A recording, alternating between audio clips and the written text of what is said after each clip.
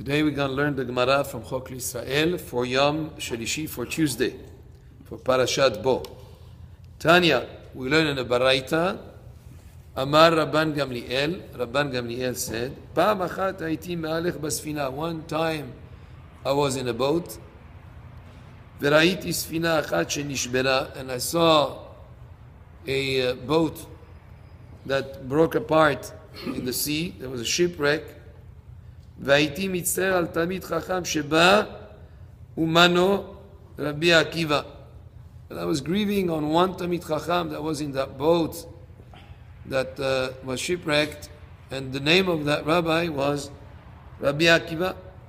וכשעליתי ביבשה, when I landed, when I came to land, בא וישב ביטן לפניי בהלכה, and Rabbi Akiva came and sat next to me and done halakha, and he was discussed matters of halakha with me. Amarti lo, I told him, Beni, my son, mi elach, who brought you up from the sea? I saw you fall into the middle of the ocean. Amarli, and he answered me, Daf shel sfina nizamenli.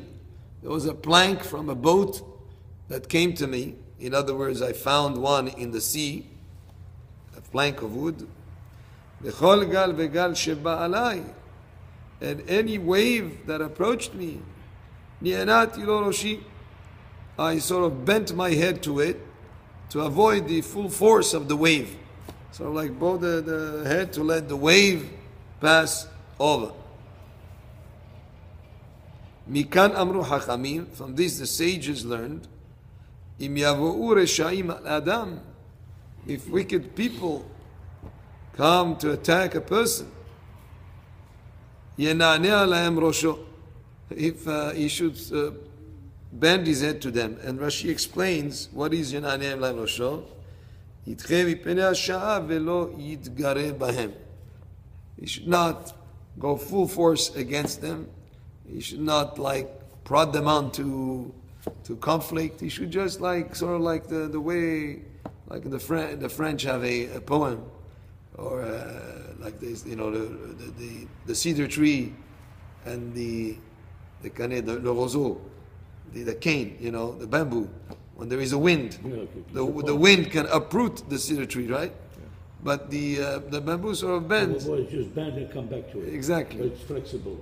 Exactly, flexible. So a person should be flexible, should bow down the head. He's like, let the wind pass, let the wicked ones, when they come with all sorts of, sort of like aggression towards a person, rather than full force come against, let it pass. So that's why the wave that came, he says, Rabbi Akiva, I let the wave pass over the head.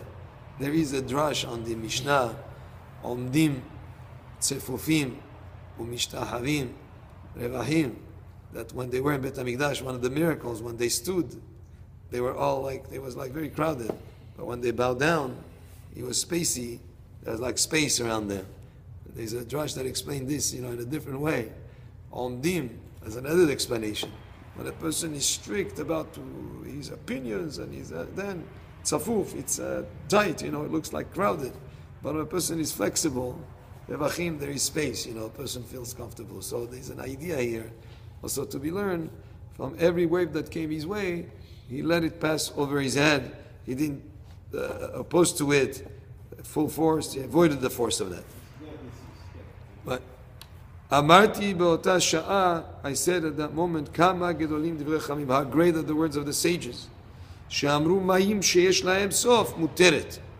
The Hachamim said, if a person fell into an area of water, let's say into a small lake, so where the end of the lake is visible, and the person didn't come up from the water, then his wife is permitted to get married, because for sure he drowned. Ma'im she'en lahem sof.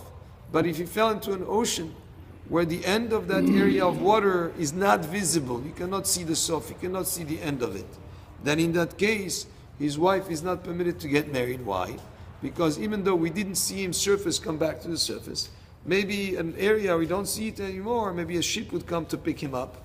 he will find a way, just like Rabbi Akiva found a plank of wood that put him all the way to the seashore. So therefore, only when there is an area of body of water that has a visible end, if he didn't resurface, you say his wife would be permitted. But if it's a body of water that has no visible end, you cannot be sure that he passed away, and therefore his wife is still considered to be married and not permitted to get married to another person. Tanya Amar Rabbi Akiva. Rabbi Akiva said in the Baraita, Pa'am achat hayiti me'alech basfina. One time I was going basfina in the boat. Ve'rayiti sfina achat she'meturefet bayam, and I saw a boat that was in a meturefet bayam. There was a storm. Ve'ayiti, and it was like there was a shipwreck. Ve'ayiti mitztaer tamid chacham sheba. I was sorry and feeling grieved over a tamid chacham that was in that boat. Umano Rabbi Meir, and who is the tamid chacham? His name was Rabbi Meir. When it came to the province of Kaputkia,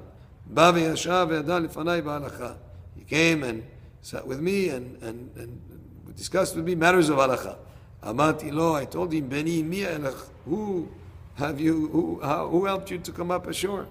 Amarli, he told me, Gal tirdani lahavero, vahavero lahavero, achi kinani layabasha. He told him there was a wave that came, and the wave tossed me to another wave, and another wave to another wave, until the water brought me all the way to land. Amarti be'ota sha'a, that moment I said, again the same principle, Kama gdolim divrei Chachamim, how great are the rulings of the Chachamim, she'amru, that says, Ma'in she'esh lahem sof, if there is a body of water, a small body of water, that the end of it is visible, and he really didn't resurface that person that fell into it, Ishto muteret, his wife is permitted. Ma'im she'en lahem sof, water that has no end. In other words, you don't see visibly the end of the body of water. Ishto asura, the wife would be not permitted, she would be asur to remarry, because we cannot be sure that he passed away. Maybe he did, maybe he didn't. If he did, she's a widow and she can marry. If he didn't pass away, she's still married and she's not permitted to marry to another person. These are questions that come into discussions, and there are cases where Hachamim have to deal with it. I remember there was a case in Israel where there was a submarine that drowned, and for many, many years they didn't have an answer as to what happened with it. What happened to the people that were in there? They couldn't find the submarine. There was a big discussion. The Hachamim had to deal with it without going into the details. What was their ruling? These questions come sometimes into play. After the Holocaust, there were questions what happened to certain people. Did they survive the Holocaust? Did they not survive the Holocaust? Did they perish in the concentration camps? These questions come into halakha, into discussions that rabbis, rabbinical courts have to deal with, whether a certain woman is permitted to remarry or not, and when do you make that decision. So this Gemarah focused on one aspect of it, a body of water that has a visible end. If the person did not resurface, you can assume that he drowned.